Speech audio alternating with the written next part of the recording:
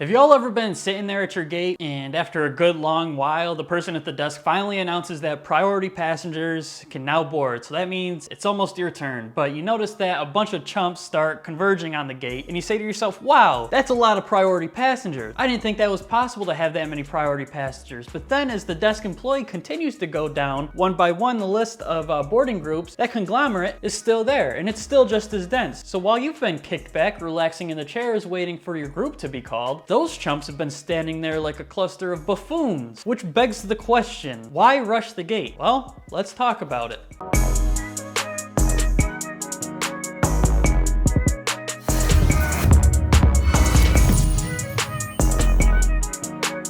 Hey everyone, it's Troy from Floaterly.com, and today we are talking about rushing the gate at the airport. Now, at first glance, rushing the gate seems like something people with no concept of critical thought would do. And you'd be right, there are no discernible benefits of flocking to the gate and getting on board a couple people sooner than if you would have just waited like a 21st century civilized member of society. But I have heard people make valiant attempts at arguing that there are benefits, and in this video we are going to break down those arguments like the pieces of disposable trash that they are. Alright, first and foremost, overhead storage space. The biggest reason people think rushing the gate is a good idea, even though they have to wait for their boarding group to be called anyway, and by the time their group is called, overhead space is already taken. They think that if they aren't the first one on the plane, then their carry-on luggage will be purged and they will be executed at the hand of the stewardess for not storing their stuff in the overhead bins. When in reality, why would you even want to store that junk up there anyway? Checking in your carry-on bag at the gate is like free checked bags.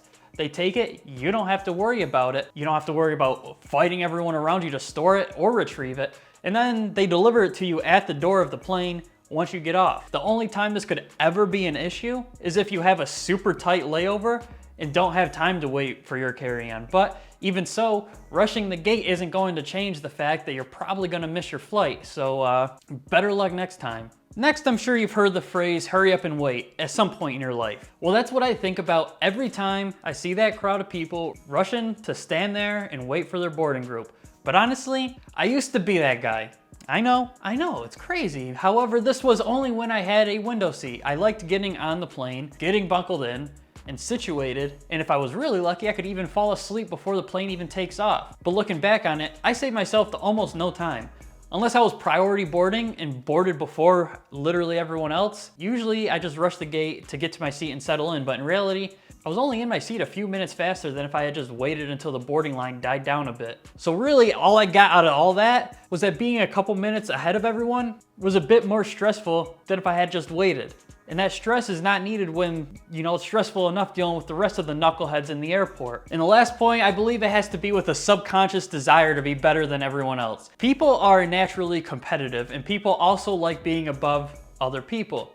And typically, such as like sprints or races, being first is being best. So it explains why Garrett over there, who is in boarding group 10, has been standing at the gate since first class started boarding.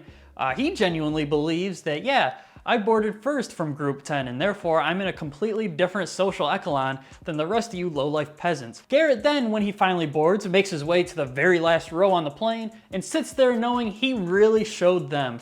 So truly, you're not saving yourself any time, and you are not better than anyone else because you were first to board from your boarding group. But that's all I really got for you. If you enjoyed the video, I'd appreciate it if you went down, subscribed, and hit that bell icon for notifications whenever I upload. As well as leaving a like and sharing this video with friends, preferably if you have friends in Garrett type people. And with all that being said, thank you guys for stopping by, and I'll see you in the next one.